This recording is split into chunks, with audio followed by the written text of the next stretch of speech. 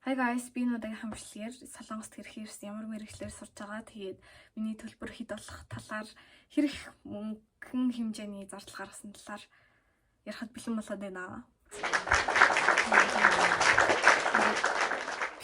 Бичээд бэлтгэсэн байгаа юмнуудаа. Би яа Солонгост ирэх болсон бэ гэхээр амар драм үздэг байсан. Бага ангиасаа л ер нь үзэж эхэлсэн. Бэрэгч маань Солонгос явсан байгаа. Тэгээ Солонгос яваад 2-3 охиндоо танилцаад тэгээ тэр охтууд нь болохоор Идүүл аянаар дуушлуулж ирж байсан. Ер нь бол амар баталгаатай гээд тэгээд би Идүүл аяны сургалтанд суухаар шийдсэн байгаа. Тэгээ 6 сарын хугацаанд 1 сарын 9-өөс 7 сарын 9 хүртэл 6 сарын хугацаатай Идүүл аянд суусан байгаа. Тэгээ 7 өдрийн 5 өдөр ордог. Тэгээ орохдоо 2 цагаар ордог байсан. Төлбөр нь болохоор тухайн үед бол сая 300 мянган төгрөг байсан. Одоо ер нь бол өссөн бах гэж бодож байгаа. Ер нь бол өссөн байсан. Би анхандаа бүр ингээм амар хичээл зүтгэлтэйсэн заяа. Би ингээ орсон чинь хүүхдүүд ингээ өсгөнүүдээ мэддэг. Би ганцаар үсгээ мэдгүй. Тэгээд би бараг 1 хоногийн дотор л үсгээ шийдэлсэн баг. Маргааш нугасаа сургалттай юм чинь тэгээд цээжлэхгүй болохгүй. Бусад хүүхдүүд нь бүгд уншиж чадаад тагтсан гэд. Тэгээд би өөрөө цээжилжсэн. Тэгж уншиж сураад үг ерөөсөө цээжилж чадахгүйсэн. Үг цээжилж чадахгүйсэн болохоор ингээд өөртөө бүр ингээ амар уураад яа чи ямар сууг юм бэ гэд. За би өстө нэр үнэхэр л хичээх хэвээр юм ингээд ангидаа ганцаараа орой үлдээд өгнүүдээ цээжлээд тэг 4 минутрээ өөрөө бэлдээд гэрээнд болохоор ангидаа хийчээд орой харьдаг байсан. Тэгээ Солонгос хэлээр амар жаргалтай хийдэг байсан.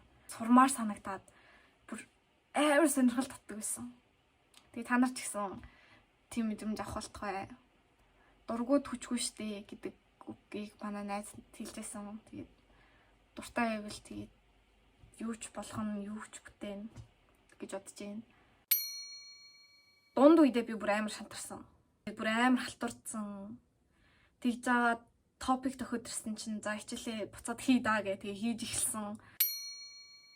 Би 7 сарын 9-нд топикийн шалгалт өгөөд топик өгөх шалгалтын үнэ нь 40 мянгаас нэг 60 мянган хооронд байгаа хаа. Би яг сайн санахгүй байна. Яг үнийг сайн санахгүй байна. Тэгээд үний дараагаас багш өгн сургалтын дээр ирээд хичээлээ өөрөө хийж болно. Би ингээ материал өгье гэд. Тэгээ хэд хоног очиж байгаа дахиад би очих болсон. Очихгүй байж агаад оцсон чи манай багш Солонгос явсан байсан. Топикийн оноо ер нь бол нэлээд удаас гардаг, сар гаруй болдог. Тэгээд хариун гараад тэгээд өөрөө үзэхээс амар айгаад байсан байхгүй юу? Яг ингээд унтсан байх идэ гэд би бүр амар айгаад. Тэг би найзаагаа дуудаад найзтайгаа цуг хараач гэж манай найз надад харж өгөөд. Тэгээ манай найз шууд гэд тэгэхээр би хөөе юу вэ гэл. Тэгээд тэгсэн чинь 140 оноогоор топик 3 авсан байсан. Тэгээд амар баярлсан.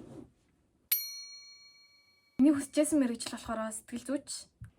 Эхний мэрэгчлэрээ би сэтгэл зүйн ангийг сонгоод дараагийн мэрэгчлэр болохоор нийгмийн ангийг сонгосон байгаа. Тэгээд тэгсэн чинь би сэтгэл зүйн ангид тэнцээгүй нийгэм дээрээ тэнцсэн байгаа. Тэгээд одоо би нийгэм судалж байгаа. Идүүл аяны офис руу яваад тийш бүртгүүлэх вэ? Яг уу ингэхүү тэхүү мөхүү төлбөр нь хэд вэ мэдвэ гэдээ асуугаад тэгээд тэгсэн чинь зөвлөгөө өгөөд ингээд 5хан сургуульд ирсэх боломжтой байсан. Яагаад гэвэл надад батлан даагч байхгүй. Батлан даагч гэдэг нь болохоор эцэг эхийнхэн ч юм уу эсвэл яг хамаатан садныхаа нэг хүн яг байгууллагад ажилладаг компаниас нь даатгалыг нь төлж өгдөг. Тэгээд тэр нь хитэн жил хэлээ. 1 жил илүү хэдэн жил билээ. Яг сайн санахгүй байна. Тэгээд төлцөн байх хэрэгтэй гэсэн. Тэгээд надад ямар ч тийм хүн байхгүйсэн болохоор надад ийм 5хан сургууль үлдсэн байгаа. Тэгээд 5 сургуулийнх нь болохоор хоёрт нь л миний өсөжсэн мэрэгжлээсэн. Нэг нь болохоор Korea University. Тэгээд энэ болохоор ингээд Тэнгэрийн 3 сургуулийн нэг ихгүй ер нь бол бүр ингээд амар том. Би бараг өөрөө тэнцэхгүй гэж бодсон. Тэгээ нөгөөх нь болохоор Сонсhin гэдэг эмэгтэйчүүдийн сургууль. Эхлээд ямартай ч Кореаг сургуулийн эсэлтний явж эхэлсэн. Тэр нь болохоор 8 сарын сүүлээр байсан баха. 8 сарын сүүлээр л үү 9 сарын ихэрчлөө. Ямартай ч нэг 7 хоногийн хугацаанд байсан. Сургуультай бүртгүүлэхдээ би ингээд өгсөн 2 дугаар сургууль руугаа яваад бичиг баримт цуглуулад тэгээ би захирал менежерийн тэрээр гарын үсэг дуруулаад хамаг даруулаад тэгээ натраад орж натраажуулаад тэгээд абстел гэд ер нь л нэлийн болсон. Абстел натраадын тэр нийлээд нэг 45 мянга хавцаа. Нэг тэр хавцаа л болсон баг. Юуны магад гээд топик дахиад өгсөн байгаа. Топик өгөхдөө би ингээд 10 сарын 16-нд нэг өгсөн. Тэгээд 11 сард нэг өгсөн. Топикийн 10 сард өгөхөд 168 оноогоор 4-р левелийг авсан байгаа. Би тэр үнэхээр амар баярлсан. Би 4-т олчлоо гэд. Би бараг өөрийгөө унтсан бах гэж утсан. Тэгээд ууршлагчч маань сургуулийн чарууд 11 сарын 30-нд гарна гэж хэлжсэн. Тэгээд тэгсэн чинь би ингээ 11 сарын 30-нд ингээд өглөөнөөс өдөр болтол ер нь л нэлээд удаа хүлээсэн юм аа. Ирэхгүй харна. За би сургуулиас унцсан юм байна дөө. Гэт бүр ингээд амар цуг царайлцсан ингээд амар хэмэртэйжсэн байхгүй юу. Тэгсэн чинь групп чатн дээр чат ирээд бол тэнцэн хүмүүс энэ ингээд 3 зураг ирсэн. Тэгээд 5 сурагч бүртгүүлснээс 3 тэнцэн гэд тэгсэн. Тэгээ би ямар ч тач 2 дахь зурган дээр дарж орсон чинь миний нэр байгаагүй өөр хүүхдийн нэрсэн. Тэгээд дараагийнх нь гүйлгээ харсан чинь дахиад миний нэр байгаагүй. Тэгээд ёо гэсэн баг ингээд уйлах гад ингээд сууж ирсэн байхгүй юу. Тэгээд эхний зургийг хараагүй штэ. Тэгээ эхний зурглоо ороод ирсэн чинь миний нэр байсан байхгүй юу. Тэгээ би бүр нэр юу гэд би бүр ингээд амар өөртөө ч итгэж чадахгүй заа юу. Бүр ингээд ороод эвсэлж гүүж мүүгээд амар юм болчихсон. Сургуулийнхаа хариу хүлээгээл би энэ сургуульд тэнцэхгүй байх юм бол Саншин гэдэг эмэгтэйчүүдийн сургууль руу ороод одоо 1 жил юм уу 2 жил сурч агаад шууд шилжээд жоохон том сургууль руу орчих гэж утсан. Гэтэ ер нь л Саншин эмэгтэйчүүдийн сургууль бол тийм амар муу бол биш, Солонгостой 100 үед дордог. Солонгосын Сөүлд байдаг сургуулиуд ер нь л нэлийн дээгүүрч агсдаг. Гол курсээсээ ингээд давхар мэрэгжил сонгож болдог байхгүй юу? Ер нь л бүгдээрээ тгий сонгодог. Тэгээд би тэрэн дээр нь болохоор сэтгэл зүйгээ оруулах гэж бодож байгаа. Гэтэ миний дүн муухай юм бол би сэтгэл зүйчээр сурч чадахгүй. Дүнгээ муу гаргачих юм бол нэг хичээл сонгоод тэгээд судлах бах. Тэгээд магистраараа болохоор сэтгэл зүйчээр сурах бах гэж бодож байгаа. Ер нь л сэтгэл зүйч дагуулна би. Харж байгаарай. Амлий.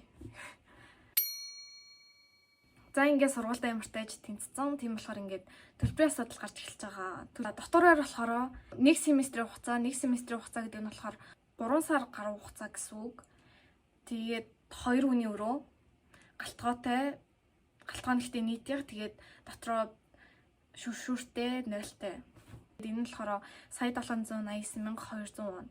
Нийгмийн ангийн төлбөр болохоор вонороо 4,999,500 вон болсон байна.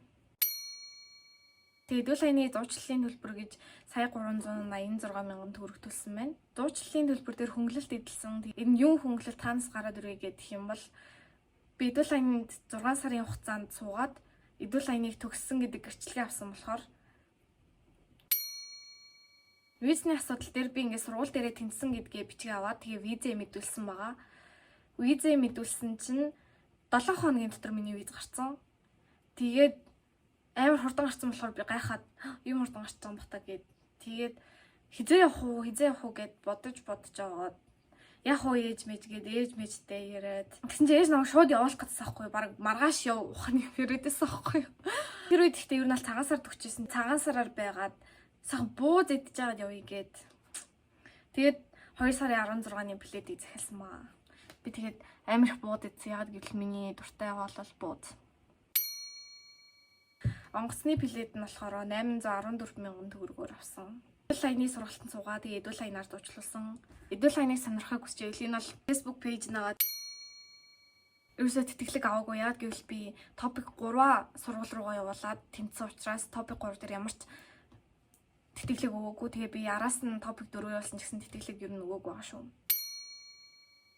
Монголдо солонгос хэлээ сураад энд ирэх юм бол илүү мөнгөний хэмнэлттэй. Гэтэ энэ дээрээ солонгос хэлээ сурах юм бол солонгос хэл чинь Монголд сурснаас илүү сайн байх болно гэдгийг хэлье. За тэгэл ер нь л ингээл дуусан байна дөө. Гэтэ ер нь л жоохон сэтгэлдээ ирэх юм бол ингээд анх ирэхэд би амар айсан. Яагаад гэвэл би солонгос хэлийг 6 сарын хугацаанд ингээд амар идэвхтэй сурсан. Дараагийн 2 сард болохоор би бүр ингээд амар халтурцсан хгүй юу. Тийм болохоор ингээд өгнүүдээ ч мартсан, яаж ярахаж мэдгүй. Одоо би ингээд соёлын шок моконд орно гэж ирсэн. Хичээлээ ойлгохгүй одоо яана гэд ер нь л бүр амар айцтай ирсэн. Ямар ч жаргалтай юм байхгүй. Хитрхи гунигтай юм ч байхгүй нэг тийм сонин ийм л юм ирсэн. Ирээд тэгээ соёлын шоконд орно гэсэн чинь ороогүй. Метро тэгээд байгаль орчмор чинь ер нь л би баг анхтаасаа энэ төрөөд анхтаасаа энд амьдарсан юм шиг бүр нэг амар дотн чимээр өмнө тийм сонин мэдрэмж төрсөн. Гэтэ Монголыгаа би амар санаж байгаа. Очих юм бол мах амар идмээр байна. Амт идмээр байна. Уралдын шүл идмээр байна. Гомдын шүл идмээр байна. Цөв идмээр байна. Гэтэ яг энэ хоолны газрууд байгаа л та гэтээ. Монголын уур амьсгалыг санаад байгаа гэх юм уу? Монголчин тэгээ би өөрөө ингээ монгол хүн юм чинь ямар ч асуудалгүй ингээ ямар нэгэн юм руу ингээл очингот монголоор яриад амар амархан ойлголт чинь тэгээ энд ирэхэд анх ирэхэд бол бусад хүмүүсийн хэлээд байгааг нь ойлгоод байгаа мөртлөөсөө би ингээд эцэндээ өөрөө юм ярьж чадахгүй. Тэгсээр би баг introvert болсон байгаа, дутагшаага хүн болсон. Би уг нь extrovert гадагшаага хүн байсан. Тэг ер нь нэлээд насан зохицоод Солонгос дуртай болж эхэлж байгаа. Тийм. Удаагийнхан бичлэгийг тэгээ ингээд дуусгая. Баяртай.